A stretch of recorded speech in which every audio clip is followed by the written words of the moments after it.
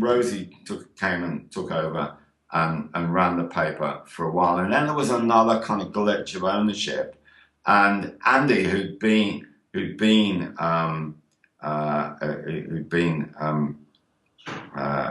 rather exiled, came back as to do a kind of joint editorship with Rosie in the American fashion, in that Andy would run the kind of comment section of the paper, and Rosie would be responsible for everything else, which is what happens on American paper. So Andy would run the heavyweight comment pages, and Rosie was editor. It didn't work.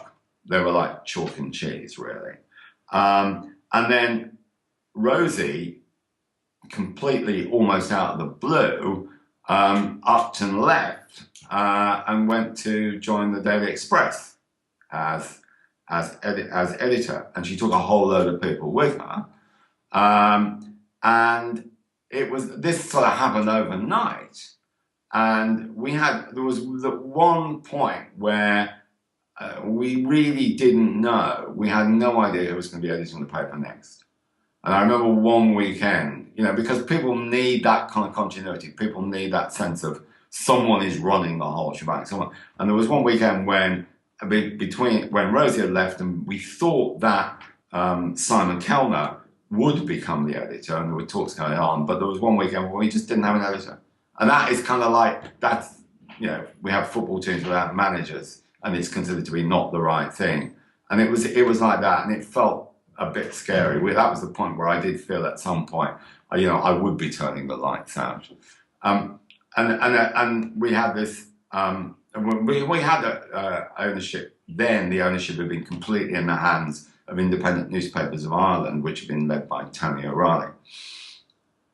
But I mean, what happened then was that Simon Kelner, I had known since the paper had started. He had been the original deputy sports editor on the paper, but then he'd gone off, and I'd known him when he had been briefly night editor, and he had been.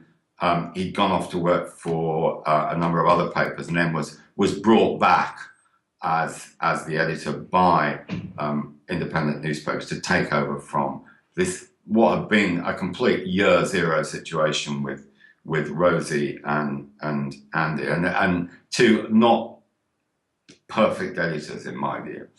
Simon took over and immediately instilled a sense of purpose, a sense of solidity, a sense of reassurance to the paper to deal with these traumatized staff who were, in shock from all this period of, several editors over 2 or 3 years.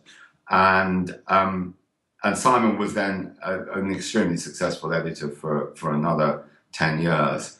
And I worked very closely with Simon because I was then made night editor. So we worked very closely together on a daily basis. And that suddenly there was a kind of a real good solid period when the Independent began to recover its circulation and began to recover many of its values. And that to my mind was in many ways the best period of the paper, because Simon understood the original virtues of the paper. He reinstated the idea of doing big pictures, of doing really interesting dynamic front pages, but he never lost sight of the basic purpose of a newspaper, which is to provide news and entertainment. And he brought in some very good people, and that was a really enjoyable and satisfying period, both for myself as night editor and for the newspaper itself.